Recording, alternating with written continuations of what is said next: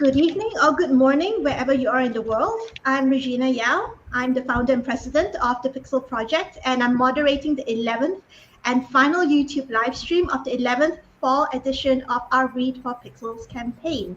Today's YouTube session also marks our 24th Read for Pixels live stream author panel. And the Pixel Project created these multi-author panel sessions to be an accessible resource for writers interested in writing about female characters and approaching themes such as misogyny, sexism, gender, and violence against women with depth, empathy, and accuracy. And what better topic for us to discuss today than Poetic Feminist Justice, using poetry to combat sexism, misogyny, and violence against women. Here we go, up on the banner. So here to take part in the discussion are three acclaimed speculative fiction poets and authors who have each contributed an original feminist poem to our first charity poetry collection, Under Her Eye. And we'll talk a little bit more about Under Her Eye a little later in this session. So the first one is Ai Jiang, who is to the right of me on screen. Ai is a Chinese-Canadian writer, Ignite, Bram Stoker and Nebula Award winner, and Hugo Astounding Locus Aurora and BF Essay Award finalist from Changla, Fujian, in China, currently residing in Toronto, Ontario. She is the author of A Palace Near the Wind, Linghun, and I Am Ai. And below Ai is Carol Gyzander. Carol is a Bram Stoker Award-winning horror author and anthologist of twisted tales that touch your heart. Her stabby feminist anthology, Discontinue If Death Ensues, is a World Fantasy Award finalist. Her Bobblehead poem is a Riesling Award finalist. And as a HWA NY chapter co-chair, she co-hosts their Galactic Terrace reading series. Carol has kindly stepped in this evening to join this panel session as Cindy O'Quinn is away on emergency. And Stephanie M. Wytovich, who is next to Carol, is an American poet, novelist, and essayist. She is a recipient of the Bram Stoker Award, the Elizabeth Matchett Stower Memorial Award, and the 2021 Ladies of Horror Fiction Writers Grant, and the Rocky Wood Memorial Scholarship for nonfiction writing. Welcome, everybody. Thank you for joining us today. Thank you. Thank you for having us. Yes. So, Excited to be here. Yeah. Thank you. So aside from today's panel, I and Stephanie, as well as Cindy, who sadly can't be here today, have donated some super exclusive goodies to the stash of author treats we have up as perks for donors on the Read for Pixels Fall 2025 Rally Up fundraising page. So Ai has free goodies available to donors worldwide. It's actually down to 2 goodies now because one of Ai's books, I Am Ai, the paperback edition, signed and personalized, has been taken. And by none other than Carol, who's sitting I couldn't help myself. Sorry. But I has 2 other goodies up. The first one is Magnificent A Palace Near the Wind first edition bundle. So this bundle has 1 copy of A Palace Near the Wind, the first edition, signed and personalized, 1 exclusive Palace Near the Wind bookmark, and 2 exclusive Palace Near the Wind art cards. These are really gorgeous. This is like really gorgeous art. You have to see the cover and the art style to believe it. And the second goodie is Linghun. It's a paperback edition, signed and personalized. If you like haunted supernatural stories with ghosts, Halloween is coming up, everybody. If you want to have a really great read, go donate to get that. There's only 1 copy of that available on our fundraising page. Please do donate to get that for your Halloween reading announcement or chills, whichever suits you. So Stephanie also has a goodie that she's donated to our fundraiser, and that goodie's gone as well. That's actually Stephanie, the subject of Blackberry's bundle, which has one copy of On the Subject of Blackberries, the paperback edition signed and personalized, and one Writing in the Dark postcard. And finally, Cindy has 2 horror poetry bundles up, and each bundle will contain 1 copy of Return to Graveyard Dust, the paperback edition signed and personalized, and that's actually out of print. So if you always wanted to check out Cindy's work, and you can't find Return to Graveyard Dust, this is your opportunity to donate and get it. And the other book is, I think, Cindy's new book, which is Foundlings. Both are poetry collections, and both will be signed and personalized. And so, moving on, you, the audience, can also ask questions today. Just make sure that you are logged into your YouTube account so that you can type your questions into the chat box to the right of the YouTube screen, and Anusha, who is today's producer and chat box moderator, will relay them to me to read out to our panel to answer. So onwards to our panel session today. So from Sappho to Chiu-Jin to Maya Angelou to Rupi Kaur, poetry has always been one of the major literary mediums through which women have expressed their thoughts and shared their life experiences. By cutting to the heart of the truth or idea using powerful language and evocative imagery to convey ideas that patriarchy brutally suppresses otherwise, poetry can be said to be one of the most incisive tools that feminism can use to shine a light on the patriarchy and the systems that marginalize and oppress women.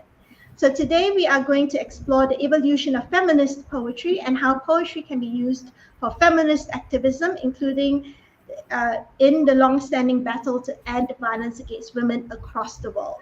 Together we'll unpack how poetry can be a space for feminist critique, how feminist poetry can catalyze conversations about sexism, misogyny, and violence against women, and how poets can craft women-centered poetry that resonate far beyond the page to inspire readers to start the conversation and take action about stopping violence against women. So here we go. So over the course of centuries, many women human rights activists and feminist movements have used poetry as a means of communicating with and educating the public and also private audiences about women's issues through anthologies, poetry collections, and public performances. So let's have an easy question to start. Who are your favorite feminist poets? Let's start with I. So I actually jotted down a few. So I have Sylvia Plath, Lynn Sargent, Christina Singh, and Cynthia Paleo. Mm-hmm. And Carol, who are your favorite feminist poets? I would say Linda Addison and Lee Murray and Sarah Towniger. Stephanie, who are your favorite feminist poets? So I am a huge fan of the confessional poets, so Sylvia Plath and Anne Sexton. And I think that translates well to a lot of the contemporary poets that I like Cynthia Paleo, Donna Lynch. They all have that type of raw emotion to their work that really speaks to me. Okay, so everyone, please do check out those feminist poets. Sylvia Plath is such a household name. I think everybody knows who Sylvia Plath is. But everyone else, check out those poets. See what those women have written about women's experiences and sexism and the patriarchy. And so, what cultural shift or political shifts do you think influenced the rise and evolution of the use of poetry as a vehicle for feminist activism? So So recently, this is not directly related to poetry, but it's also directly related to poetry. But I have been doing research on language in general. And one of the things I came upon is this now endangered script called 女书, which is one that was used by women of ethnic minority that lived in the Zhengyong province in Hunan.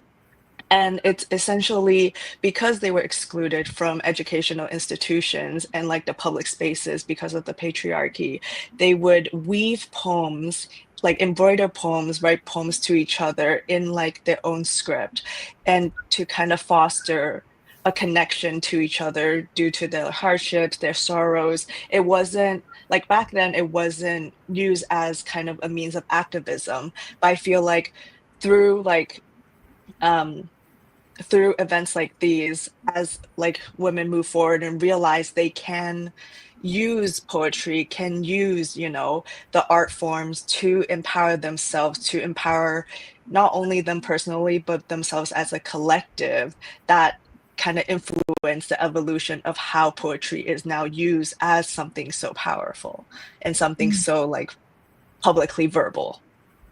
Yeah, it's a really guerrilla method that they used.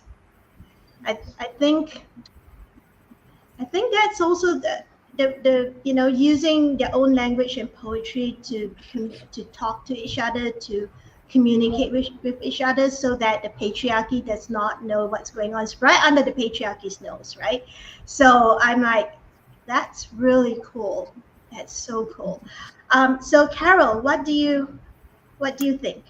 I think one of the interesting developments is in the last 10 to 20 years, the increasing use and rise of the internet, for one thing, makes things much more available and accessible. And what we all experienced during the pandemic lockdown was that people went online more and more to reach out and connect with each other. So if you were not going out to the store to get a book or a book of poetry, or the library, or you weren't going to poetry readings because you were staying home, you could still reach out and find things that you might not have seen before. You were probably looking for something to do in those days.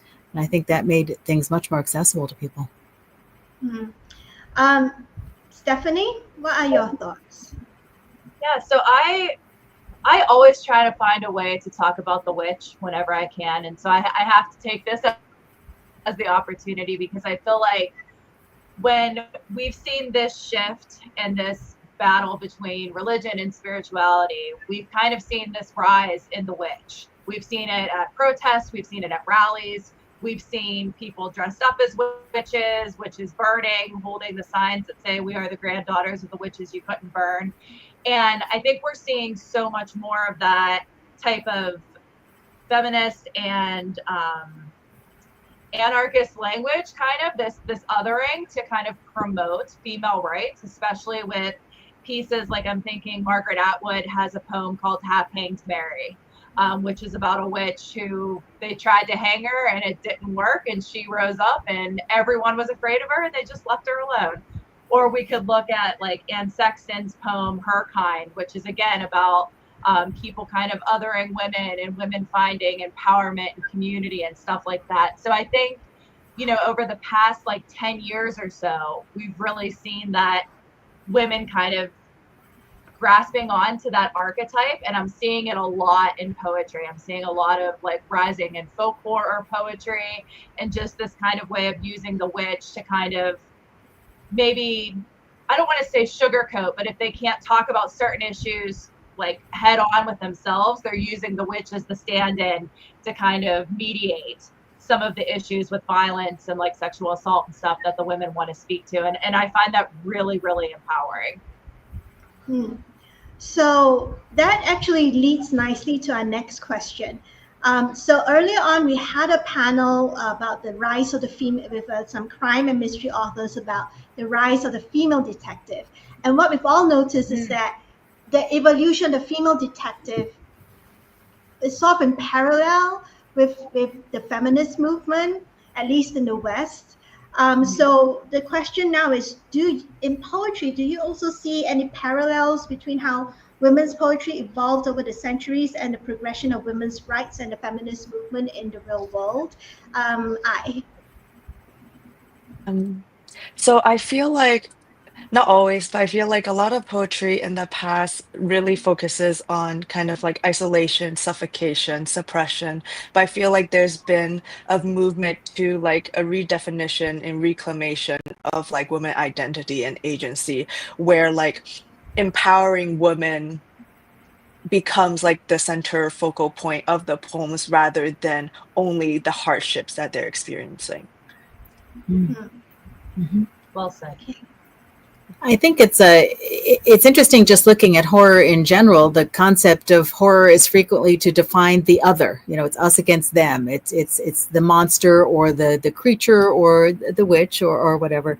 And I think poetry has gone through a focus where women are the other in certain cases, and we're looking at a woman as something different from the rest of society. And whether that's positive or negative, that's, you know, where the poet has to follow up and do that. But if you turn it around and the women are looking at the other people around them as the others, that gives the woman the power to define what's appropriate and what's safe and what's real and what's useful. What do you think, Stephanie? Yeah, so to kind of shift away from what I said about the witch, I have a poet who I really, really admire, and her name is Rachel Wiley. She's not a speculative poet, but she writes about a lot of the topics that we're talking about today. And to kind of like piggyback on what I was saying, it feels very, I don't want to say it's like poetry for women, but I feel very strongly that like she is writing to kind of empower and give voice and give solace to other women to kind of say like, you're not alone. Like, I've been through this, I got through it, or I didn't get through it. And if you're not through it, that's okay. Like, she kind of has this, she's a slam poet. So there's just this like additional energy about her that really like vibrates off the page. And I've been watching trends happening in horror recently, and I'm seeing this kind of resurgence of the vampire lately. And I've been reading a lot of queer vampire poetry and stories, and so much of it is based on consent. And I think it's so fascinating that like we're moving into that version of like the topics with the vampire, because it was always like such a free-for-all in the past, which, you know, vampires, they do what they do. But I think it's really important that we're seeing this focus on consent and an acknowledgement of like an invasion of the body. And I'm seeing it a lot specifically from queer female writers who are doing it. And it's just, it's really beautifully done. Okay. So speaking of poetry and the reflection of how it reflects trends and trends in genre right now, let's talk about how poetry is used and can be used in feminist activism today, specifically in addressing and pushing back against sexism, misogyny, and violence against women, like the vampire poetry that you were talking about just now. So, okay, so in your opinion, what makes poetry unique as a literary and artistic tool for addressing sexism, misogyny, and violence against women? So I feel like poetry does a very lovely job in kind of distilling very stark images or sometimes very surreal yet resonant images and like raw emotions and kind of bring out the hard hitting truth and speaking on the uncomfortable and kind of like putting a voice to experiences that are very difficult to unpack and name neatly and objectively without kind of stripping away the rawness and reality of individual experiences. And I feel like, so there was this one poem I had read. It was called Marrying the Hangman by Margaret Atwood. And I feel like that poem, it was very interesting to me because of the way it's like that speaks about how each individual's experience told becomes history, and then but each individual experience withheld becomes kind of like a lost memory. What do you think, Carol? Well, I think horror and poetry together are an interesting combination. If we think about a long novel that's a horror novel, sometimes it's very hard to read something that's that horrible or that tense or that suspenseful or that, you know, much foreboding for a long period of time. It's hard to keep yourself engaged and not drop out of something that could be very scary or troubling or whatever. Many people say that short stories in horror work better than a long novel, for example, because it's easier to focus on the aspect of the horror that we're talking about. And to me, a poem is the next level above that, where we are very focused on imagery, concepts, specific words, and phrases or situations. It distills out the part that we're talking about into a smaller number of words that are more accessible and probably more easy to understand and comprehend, because you don't have to worry about what's the theme of this whole novel. It's right there in the poem. Yeah. What do you think, Stephanie? Yeah, I think, I mean, I think everybody kind of said it so beautifully already. But I think poetry kind of gives voice to the abstract or to the indescribable. We might not know how to physically describe what we're feeling, but we can describe around it, and somehow that still really resonates with people. There's a poet, Victoria Chang, who has a collection called Obit, and she talked about how she couldn't write her mother and father's obituaries, so she wrote small poems that were obituaries to different facets of their life, like maybe an obituary to the last coffee cup that she washed that her dad drank, or things like that. And so it's a way of kind of, like we said, kind of, we're looking at the big picture, but we're narrowing it down and making it more accessible and maybe more memorable that way, because you can take it in small bites. So I think poetry, when it comes to horror and grief, I think is especially apt at what it does. Yeah, and that's actually really useful, a really useful thing for talking about violence against women as well. Because if you look at violence against women as a whole, it's really difficult. Anyone who's faced, like my team, every day we curate news headlines, we go through it, we keep up with everything that's happening in terms of violence against women across the world, and it can be overwhelming. You can get secondary PTSD from all that. Yeah. But so that's one of the reasons why it's so difficult for people to talk about it, I think, in a way. And so what you said, Stephanie, whittling it down to focus on the key messages, the key aspects of it, and poetry does that so well, because well, okay, some poets can go forever and ever and ever, but most poetry is pretty self-contained, right? It's not too long. It doesn't require you to spend, I don't know, 3 days reading an entire book. You can read a poem in 10 minutes and start thinking about it. So yeah, that's a really good point, Stephanie. So do y'all see your own poetry as feminist? And if so, do you intentionally write your poems with feminist messaging, or are your poems simply a reflection of feminist values or concerns that you hold? I think I didn't before, and it was mostly the latter until I really reflected on my own poetry and my own writing. And I'm like, there seems to be a reoccurring thing happening here.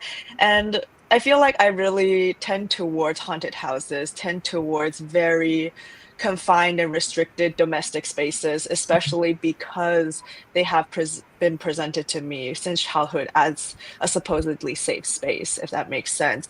And how, like, you should trust your mother, you should trust your grandmother in, like, the beliefs and values that they bestow upon you. But then you come to realize all these traditions and values that they have internalized have been largely shaped by the patriarchy, like the very patriarchal society they've lived in, rather than shaped by their own desires and wishes. And their own desires and wishes are not something that is, like, very much voiced.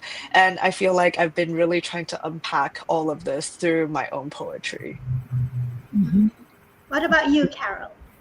I found that, like I said, I'm more of a prose author than a poet, but the poems that I've written have been very emotional topics that I didn't know how to write a story about. I wrote one about visiting my mom during her Alzheimer's, for example, and somehow it just started coming out as a poem. And what I found was that as I continued on, I was writing specific pieces for a feminist or specific anthologies, but it worked really well to do them as a poem. So yes, my poems wind up having a very specific feminist and individual voice, aiming at that. Okay, Stephanie, how about you? Oh yeah, there's no hiding it for me. My first collection was titled Hysteria. So I've been writing about doing a lot of body horror, doing a lot of psychological unwinding of the patriarchy since I made my debut into the genre as a writer. So yeah, there's no denying it for me for me either. Yeah, and three of you wrote a poem each for Under Her Eye, and that's a very intentional. That was a very that collection is so intentional. Everything about it was designed to talk about violence against women. And yeah, even if you haven't written any other poem that intentionally is feminist, you've written that one at least. So how do you think poetry can be effectively deployed by feminist activists today who are not just grappling with the misogynistic and sexist cultural behavior and practices that have been the mainstays of the patriarchy over the centuries, but as Carol mentioned earlier about the internet, today's feminists also have to grapple with the very 21st century of expressions of it, such as online violence against women. So what do you think poetry can do in this situation? Ai.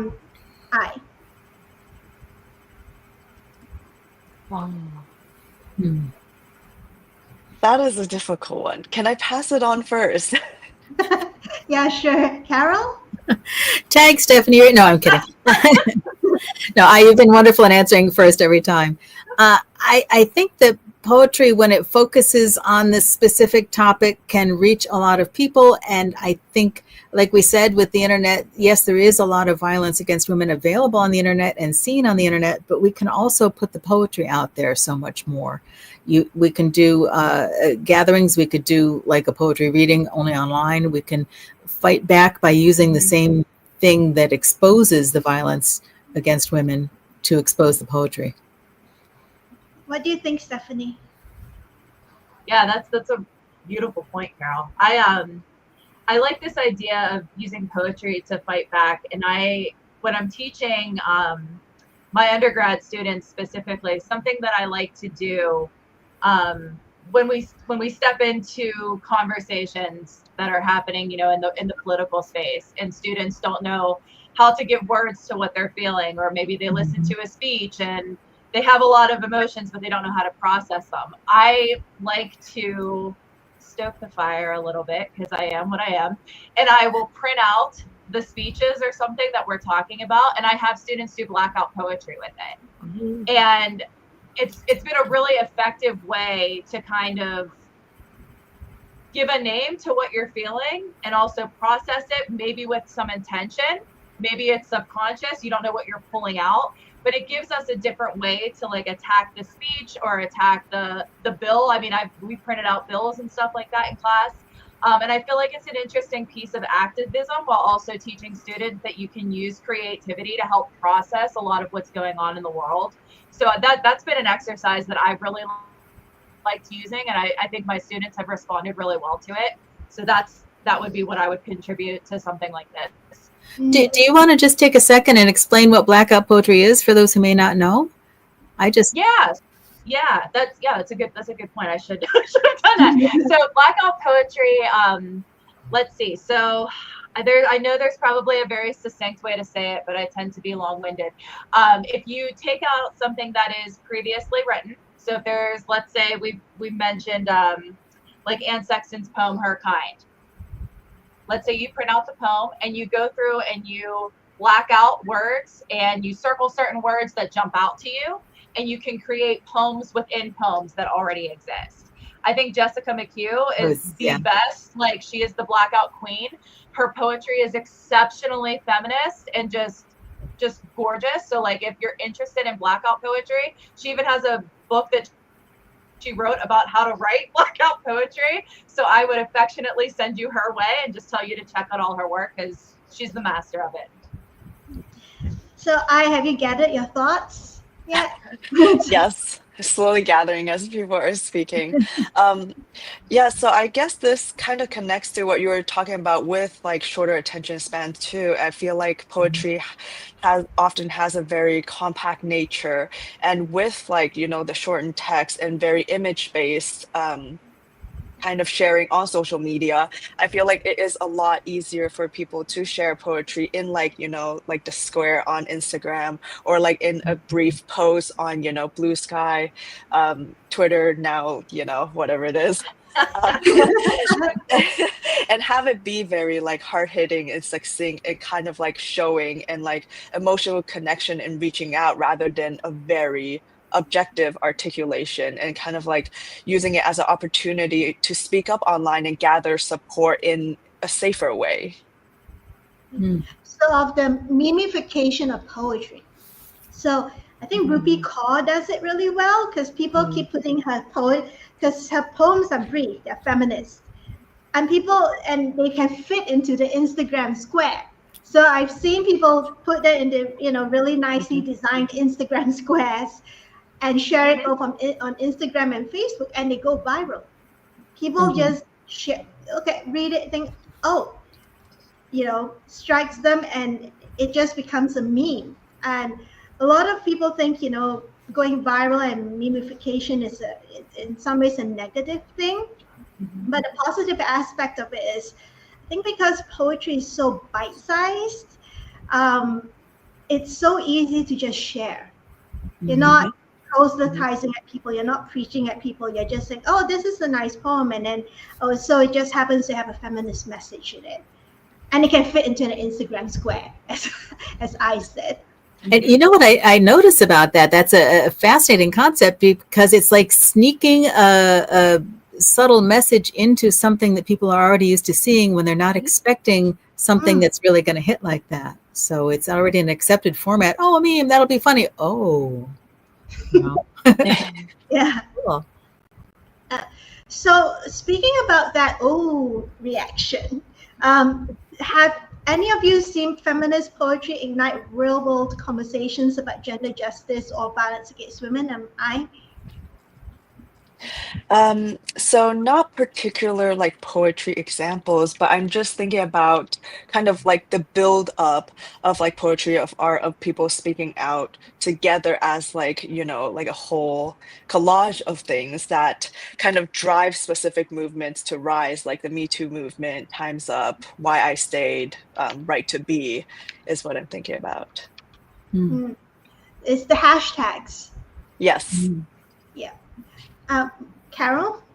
I've seen more conversation after a poetry reading. For example, at the Horror Writers Association StokerCon, there's an open mic night for an hour and a half, and people walk away very impacted by what they've heard, and also will gather outside and start chatting. So I think that's just a wonderful vehicle to get things going. What about you, Stephanie? You teach young people. So has poetry ever gotten them to think, at least talk about issues? Absolutely. I really like, so I love button poetry. I think a lot of their authors, and I love the books that they put out. I love their slam videos that they do on YouTube. And I like to I cherry pick certain ones that I know will maybe rile people up or get people a little bit feisty, because that's what students want to talk about things. And poetry is a good way. Yeah, it's a good way to start making people feel a lot of emotions very quickly. And like Rachel Wiley, who I mentioned before, she has, there's a piece on there called like The Fat Joke. She does a lot of stuff about like body positivity and body acceptance. And so we'll talk a lot about like gendered norms of beauty and things like that. And then I'll do a compare and contrast with maybe a male slam poet talking about male versions of beauty. And it's a really interesting way to kind of unpack things and talk about bodies and violence and gender and sexuality and how it all kind of comes to play. So that button poetry is always my go-to to like start having really in-depth conversations with people in the classroom. Yeah. So taking it a step further. So do you think feminist poetry can serve as a catalyst for people not just to start conversations, but to actually start taking action in their communities, in their countries, taking action to end sexism, misogyny, and violence against women? I definitely think so. I feel like because so many poems, like the weight of them strikes the emotional core. And I feel like when people feel like how do you say this? Feel like shaken, I guess, enough to change something within their life, change action or take action. I feel like that is what poetry does best. Carol?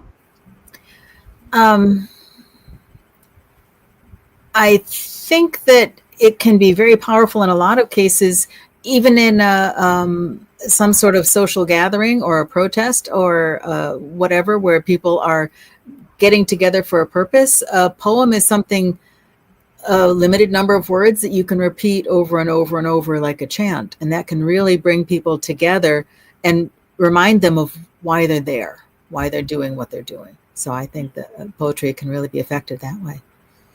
Stephanie?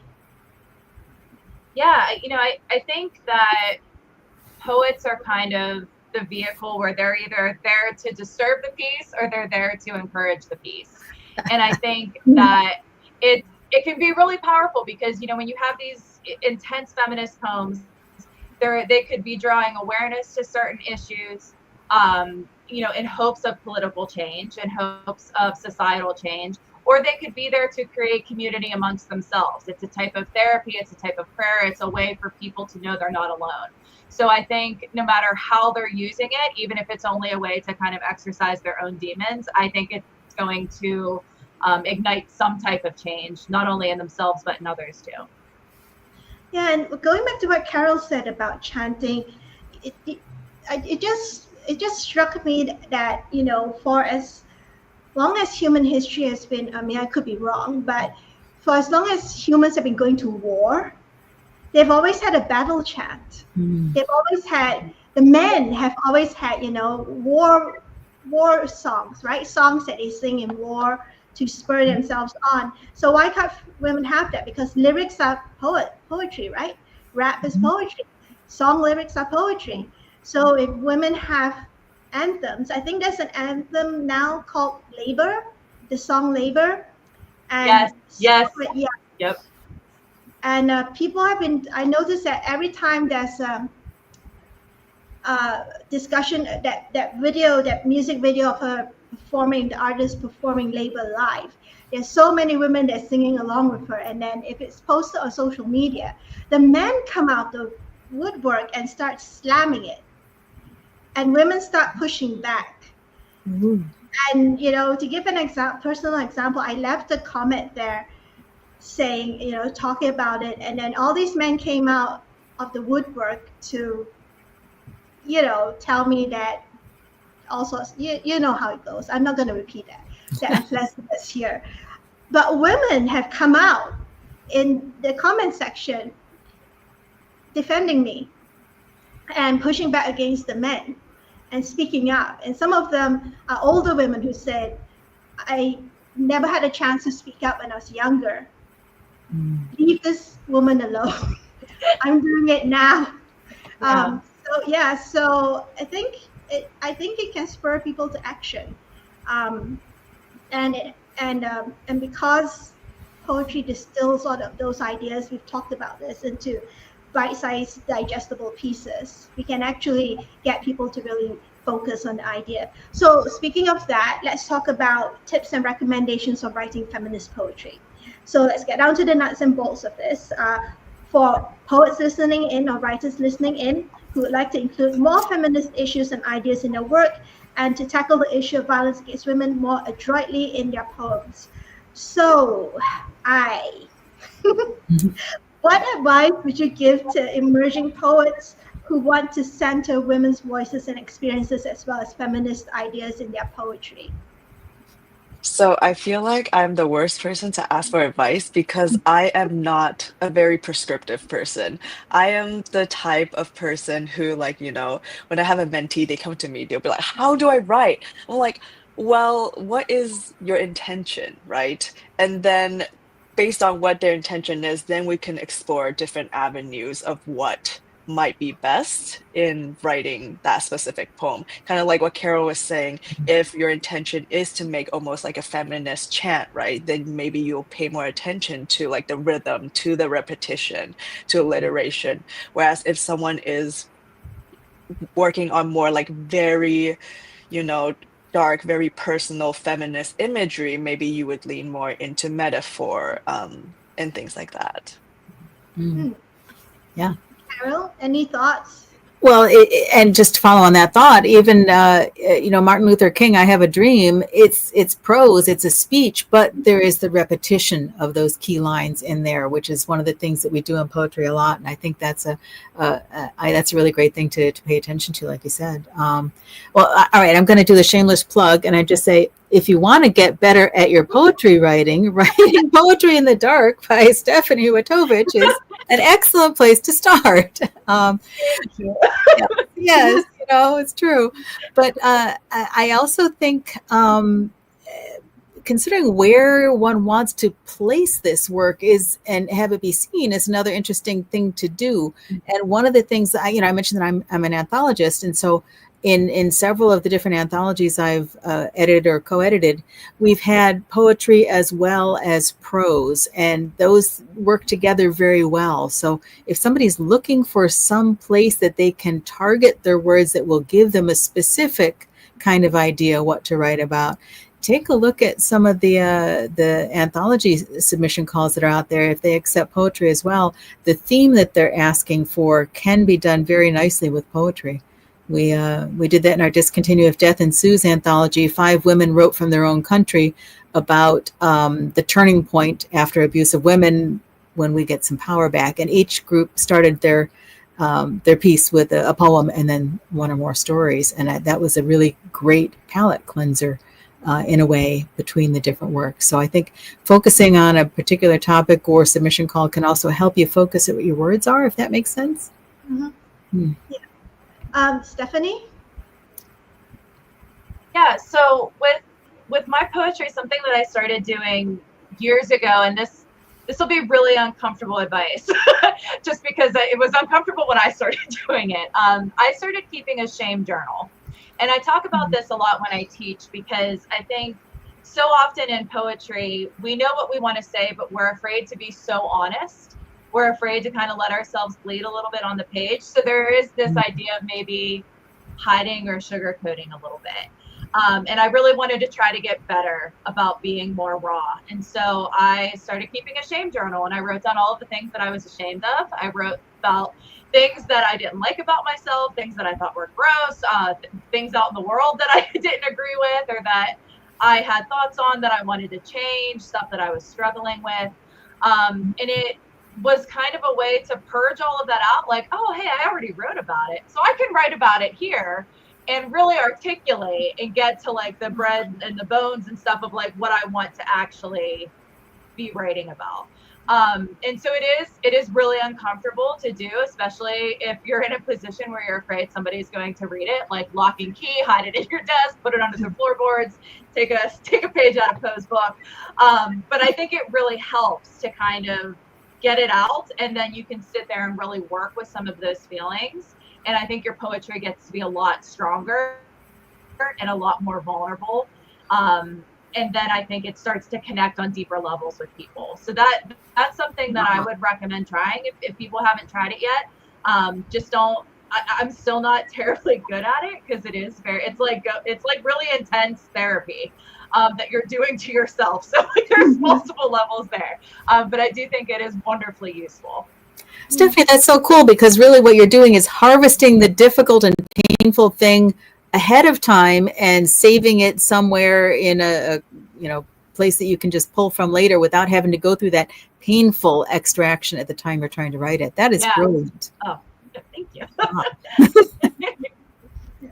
Oh, there is a question from the audience, and I'm going to put it on the screen. So Teal James Glenn asks, in your poetry, do you aim for a unity of image or try for a cumulative effect that land after the poem is done? So I think because I began in short stories and prose writing before I went into poetry, a lot of my poems are kind of like prose poems. So they kind of work towards a specific shift or turn at the end that makes you rethink the entirety of the poem leading up to that point. How about you, Carol? I think I like to pick a certain scene or particular focus point and work around that. So that that may be the cumulative effect of examining the image. Does that make any sense? So. Yeah. How about you, Stephanie? Yeah. So I tend to do my collections thematically, but I wouldn't say that it's a unity of image. I'd say it's more of a unity of tone. Like I'm looking for my voice or my tone to hit certain ways, rather than image. The images are probably there scattered throughout the book as a whole, but in each piece, I would say it's more tone focused than image focused. Cool. Yeah. So thank you for your question, Teal James Glenn. So moving on. Okay, so what are the key points that poets who are working on feminist poetry need to bear in mind when they're working on their poems? Oh, I would like to pass on the baton again. Carol? Tag, I'm it. I think one of the key points, if we're going to be talking about women and the treatment of women, violence against women and such, is to consider the group of people to whom we are speaking. Is it only biological women? Is it anyone who represents as a woman? We need to be very careful with the words that we use, because especially when we're condensed words in a poem, one little phrase can have a big impact. So that's something I think it's important to pay attention to. Stephanie? All the applause to that, Carol. I wholeheartedly agree. I think something else to kind of keep in mind is everyone's experience is going to be different, regardless of what facet of the conversation that we're having, and that there's not a right or wrong way to process trauma around gender or grief or body image, anxiety, anything like that. So just because it works for one person doesn't mean that it's going to work for another, and we all just kind of need to be kind and just acknowledge that we're all working through something, and as long as nobody's hurting each other as they move through it, and we should honor that and allow them to feel how they feel. Yeah. Have you thoughts to add to that? I feel like every time I have a thought, I have like a counter thought to my thought. And I feel like, those philosophers in the past that like have conversations with just like themselves in their head. And I want to hear it. I'm ready. I want to hear both sides now. Okay. I will try to articulate it because it was just a rapid back and forth and it became a jumble. And I was like, maybe I should just not. But so I was just thinking about like, writing horror in general, not just like poetry, but also short stories and things like that, and how people were talking about how there would be writers who write certain things for shock factor only, and how like that gets kind of received by the audience based on that intention, if that makes sense. Like if they are writing very much for shock factor rather than a more like resonant emotional truth, like they're presenting certain images that may not, how do I say it, like may not be of perhaps their experience, but then they are only using those images to present a certain narrative. I think maybe it's something to be wary of. I don't know. My brain was very back and forth about this because there's obvious pros and cons to, writing certain ways and like writing for shock or writing not for shock. But if anyone wants to try to tackle this for me. I think that's a fascinating topic to bring up though about this, especially because like if we're talking about like rape revenge stories or something like that, like I've listened to there's a podcast, I think it's called This Ends at Prom, and they kind of have that I can't remember what movie they were dissecting, but it was basically saying how some survivors find wonderful catharsis in films like that, where others find it like it's too triggering, they can't handle it. And I think that's kind of like, you know, you have this intense shock like you're talking about, and then you have to worry about the intention of the shock, who's doing the shock, what the shock means to different, like it's a very psychologically intense topic, and I'm here for it. We should talk another time. I want to pick your brain about it. Yes. Shock in poetry. Yeah. Get ready. So, Okay, collection call. Yeah. So basically, it's, you know, the gap between intention and impact, right? So as a poet, you might intend something, and then whoever's reading it might take it in a completely different way. And so we have a wide range of, I mean, that's why, you know, if you read book reviews, it's just like a wide range of everything from 5 stars down to 1 star. And it's down to whether or not whoever's reading it interprets it in a way that the poet or the author intends, or they interpret it, which everyone does, according to the context that their life experience gives them. So yeah, that should be a whole other panel session. I'm sorry. Yeah. What have you done? Starting at midnight tonight. Yes. So what female poets and feminist poetry collections would you recommend to aspiring feminist poets to see examples of powerful poetry that tackle issues such as sexism, misogyny, and violence against women really, really well? Do you have any? I mean, we all mentioned, you all mentioned your favorite poets at the beginning of this session, right? So are there any particular collections of their poetry, of any of those poets that you mentioned, that you would recommend for someone who is intending to write feminist poetry, has not read that poet before? I would say Cynthia Palaio's Into the Forest and All the Way Through. Yeah. So why is, because she's written quite a few collections, right? So why that particular one? I feel like one thing, because this could be very subjective, what I love about Cynthia's work especially is kind of like this weaving of, you know, violence against women, missing women, and like fairy tale and folklore. Okay. So anyone who likes fairy tale folklore can dive into that, and then get immersed into Cynthia's poetry that way, I think. So Carol, how about you? Who would you recommend, and which of their poetry collections would you recommend they dive into? Okay, well, some of the ones that I mentioned at the beginning, but Lee Murray has her Tortured Willows book with several other poets, which is just really, really impactful for the way it deals with how women are dealt with. Donna Lynch has, I think it's Girls from the Country. Is that the right name? Donna's just so fierce, you know.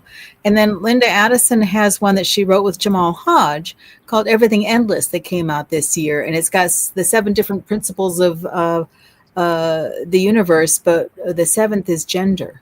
All things have feminine and masculine elements. And it's kind of interesting the way she looks at these things. So I think that's very cool. And then just one more that I'll say is Colleen Anderson has 2 different ones that I recommend. Either I Dreamed a World or Vellum Leaves and Lettered Skins, which are both really just fantastic and have a lot of touching things. So I'll stop now. Stephanie, who would you recommend, and which of their poetry collections would you recommend? So I'm going to take a horror fairy tale spin on this, and I'm going to recommend Theodora Goss, who does a lot of fairy tale work, and she has a collection called Snow White Learns Witchcraft, which is so much fun to explore. And her work is often featured on a Substack called The Orange and the Bee, which is run by Nike Solway and Karina Bissett, who are just powerhouses with poetry and horror and just all things speculative. And the poetry specifically that's been coming out in that magazine has just been like a million chef's kiss. I look forward to it every time a new issue drops. So if you haven't checked any of those poets out or that specific journal, I would recommend them all.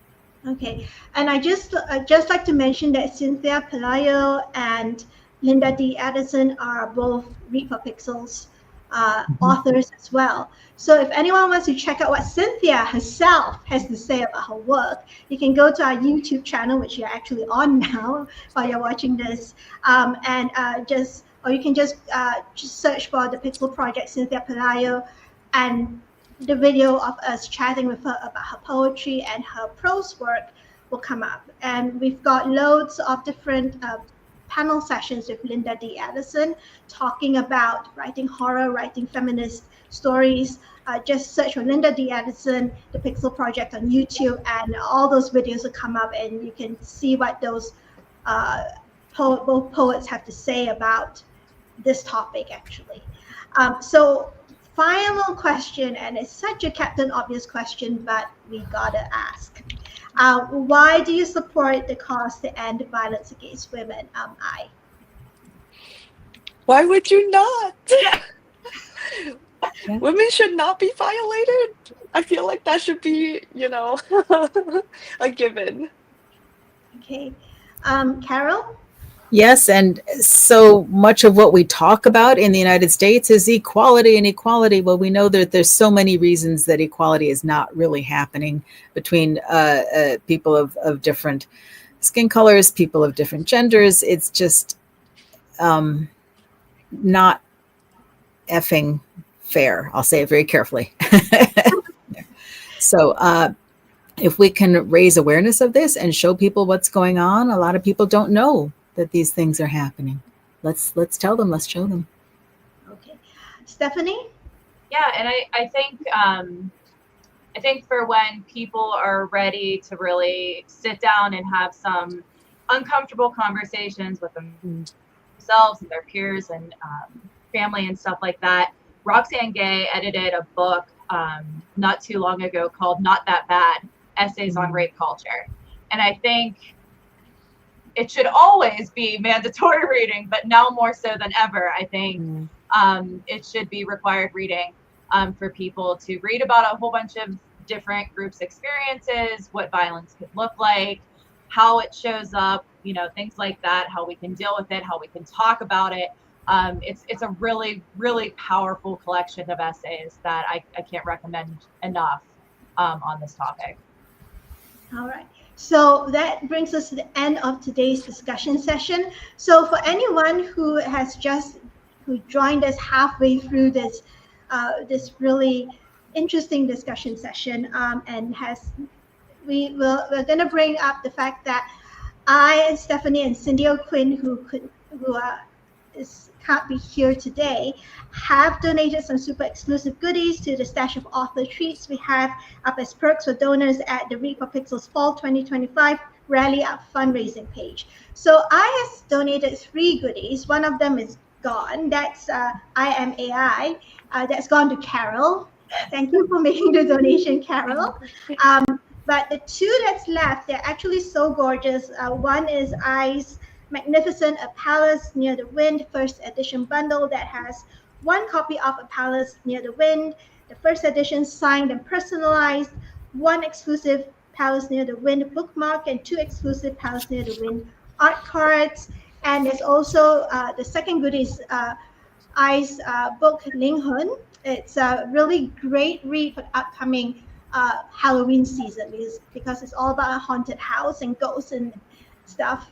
And paperback edition, signed and personalized by Ai, and I will send these goodies to the donor wherever they are in the world. You just need to make sure that your address is correct, because if it's not correct, it's not gonna reach you. But make sure you go check out Ai's goodies.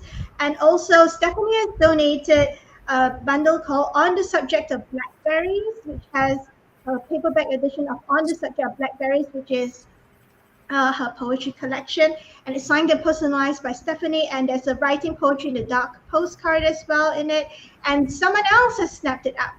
So thank you to the donor who wishes to remain anonymous. Thank you so much for donating to get Stephanie's bundle.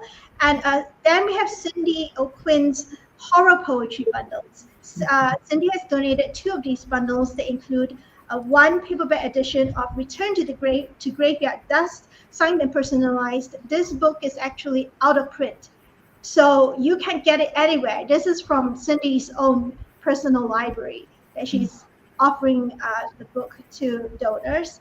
And also one paperback edition of Foundlings, also signed and personalized. That's her latest poetry collection.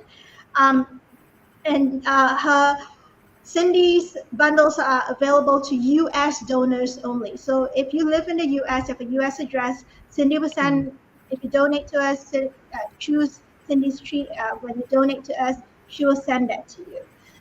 Now, there are also plenty of other author goodies available from authors such as Cerise Rennie Murphy, Chitra Banerjee Dubal-Karuni, Chloe Gong, Kirsten White, Penguin Random House, Premier Muhammad, Robert V.S. Reddick, and more.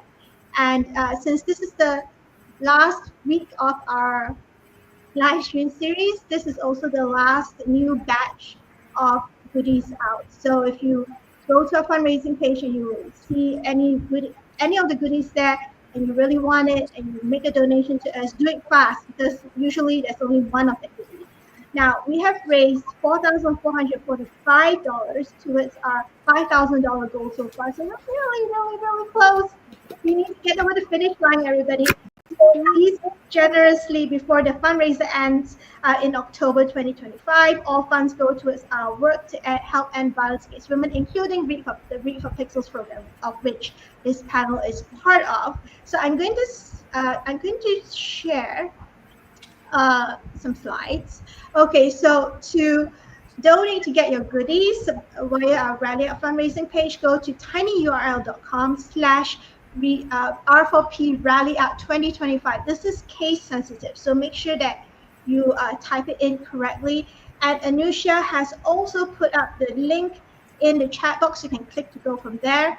You can also find out more about our Read for Pixels program and campaign. You can just type in bit.ly/Read for Pixels. Again, this is case sensitive. And now the next one is interesting because it's if you are watching this and you want to get your hands on a copy of our award-winning Under Her Eye poetry collection that is published in partnership with Black Spot Books, which features poems by I, by Carol, by Cindy, and by Stephanie.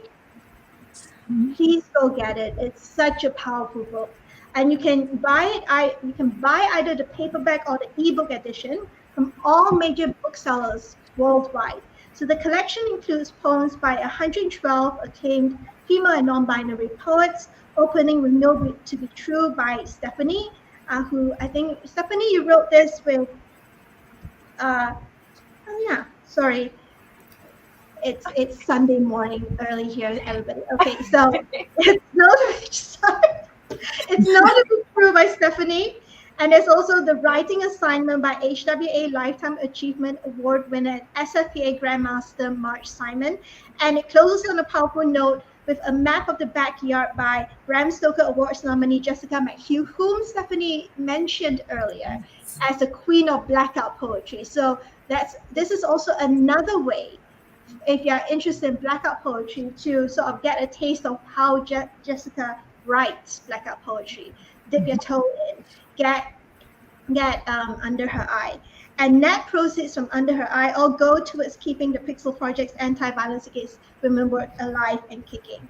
And finally, and last but not least, to learn about violence against women and how to help victims worldwide, visit www.thepixelproject.net. We've got plenty of primers, we've got plenty of information about different types of violence against women, what people can do to stop violence against women. And for domestic violence and sexual assault helplines and resources in every UN recognized country and territory in the world, please visit nomoredirectory.org. It's a really, really wonderful resource. There's a search box there, just type in your country and it will pull up the latest list of shelters, of women's organizations, of domestic violence agencies, all of that on one page for you. You just need to type in your country's name. and it is set up by the No More Foundation and also the World, I think the World Health Organization, is it? No, the No More Foundation and the United Nations and the World Bank. So please, if you need help, please go there, get the information you need to get help. And before we end, I'm just going to take this off the screen. Before we end, I know that I and Carol and Stephanie each have some cool announcements to make. So starting with I, you've got a really cool announcement to make. So my first ever poetry collection titled We Inhale, Exhale Odysseys will be out with Shortwave Publishing in 2027. That is, yay! That's so exciting. Yeah. I have two short stories that are not necessarily horror coming out in the month of October. One is in Beyond the Revolving Door from Celestial Echo Press, and the other is in A Future for Ferals, which is a cat charity anthology. And may I also just add, I have a fabulous way to share words about our poetry that we've done, because you all saw the cover of Under Her Eye. This is the kimono made by the fabulous artist Lynn Hansen, who did the cover. When I wear this, people ask me, what is that? And then I can tell them all about the book. Is it available to, can people buy that? She's had them available. You can look at lynnhansenart.com, I believe. And Lynn is with an E. Yeah. I'm not sure if they're currently available, but take a look because her work is beautiful. Oh, and finally, Stephanie, what announcement do you have to make today? Yes, so I co-edited an anthology with Lindy Ryan titled Howl, an anthology of werewolves from women in horror. And it will be out this November. I graciously has a story in with us, so I'm very excited to kind of have this opportunity to see you face to face now. But pre-orders are up live. Pre-orders are the lifeblood of publishing. So if you like werewolves and feminism, this is the book for you. Okay, so we have come to the end of our event today, our live stream today. Thank you all so much for being here with us, and we hope that you will go check out Under Her Eye, because that is such a powerful read. And also that is a really, if you have that book, that's a really cool way of, and the cool cover by Lynn Hansen, that's a really cool way, that's a really great way of starting the conversation about violence against women in your communities, because it's such a striking cover. Someone might see you reading it and ask, oh, what's that? And you could just totally start talking about it, and violence against women, of course. So thank you all for being with us today, I and Carol and Stephanie, and thank you to our audience today. Have a good day or good night wherever you are in the world, and enjoy your weekend. Yeah. Thank you, Regina. You're fabulous for all you do, and your team. Yes. Thank you, everyone.